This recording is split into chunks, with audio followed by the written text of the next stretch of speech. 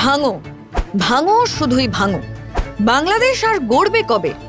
এবার ময়মনসিংহে প্রখ্যাত চলচ্চিত্র নির্মাতা ও সাহিত্যিক সত্যজিৎ রায়ের পূর্বপুরুষদের স্মৃতি বিজড়িত বাড়িটি ভেঙে ফেলার সিদ্ধান্ত নিয়ে তৈরি হয়েছে বিতর্ক। সিদ্ধান্ত পুনর্বিবেচনা করতে বাংলাদেশ সরকারের প্রতি আহ্বান জানিয়েছে ভারত। প্রতিবাদে সরব মমতা বন্দ্যোপাধ্যায়ও। সাহিত্যিক উপেন্দ্র কিশোর রায়চৌধুরীর বাড়ি নিয়ে তৈরি বিতর্কে এবার সরব এবার বাংলার সাহিত্যিক শিক্ষাবিদরা। কি বলবো, তো বুঝতেই পারছো কি আমরা অত্যন্ত দুঃখিত এবং অত্যন্ত মর্মাহত। এই ধরনের ঘটনা তো ভ্যান্ডালিজমের পর্যায়ে পড়ে, তবে এটা দুষ্কৃতীরা ভাঙেনি, এটা ভেঙেছে ওখানকে যারা ওই একটা সংস্থা চালাতেন, বাচ্চাদের জন্য কিছু একটা হয়তো হতো ওখানে, সাংস্কৃতিক সংস্থা, তারাই ভেঙেছে। তারা বহুতল করবে ওখানে, কিন্তু বহুতল করতে গেলে সরকারি অনুমতি নিতে হয় এবং সবচেয়ে বড় কথা একটা হেরিটেজ বিল্ডিং ভেঙে ফেলার জন্য একটা অনুমতি লাগে। তবে অনুমতি নিয়েছিলেন সেটা জানি না, যদি অনুমতি দেওয়া হয়ে থাকে সেটা অন্যায় হয়েছে। কিন্তু এখন তো বাংলাদেশে যে অবস্থা চলছে তাতে তো কিছুই বলা যায় না কি করবে না করবে। এটা খুবই দুঃখজনক। উপেন্দ্র কিশোর রায়চৌধুরীর বসত বাড়ি ভেঙে দেওয়া হয়েছে। না, এটা তো খুবই দুর্ভাগ্যের ব্যাপার। কিন্তু যে জাতি বা গোষ্ঠী নিজেদের জাতির পিতা যাকে বলেছে তার বাড়ি তার মূর্তি ভাঙে, তাদের কাছে এর বেশি আর প্রত্যাশা করার কি আছে?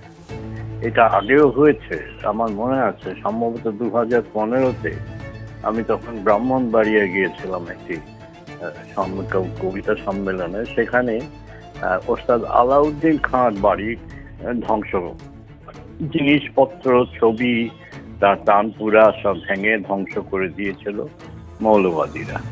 তো এই ঘটনা ধারাবাহিকতা মেনেই এগুলো হয়েছে।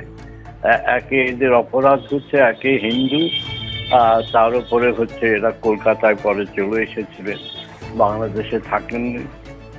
ফলে এখন ওই মৌলবাদীদের কাছে এদের সমস্ত স্মৃতি এবং চিহ্ন হচ্ছে বিষের মতো। ফলে এরা ধ্বংস করবে, যে কোনো একটা অজুহাত খাড়া করবে। বাংলাদেশকে নিয়ে আমাদের পশ্চিমবঙ্গের বাঙালিদের একটা আবেগ ছিল কেমন। এখন যে নতুন বাংলাদেশকে দেখছি সেটা হচ্ছে বাংলাদেশের ধ্বংসস্তূপ।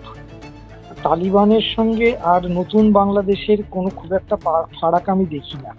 যেভাবে তালিবানরা বমিয়ানের বুদ্ধমূর্তিকে ভেঙেছিল, তারা কোনটা সংস্কৃতি, কোনটা শিল্প, কোনটা আমাদের ঐতিহ্য সেসবের কোনো পরোয়া করে না।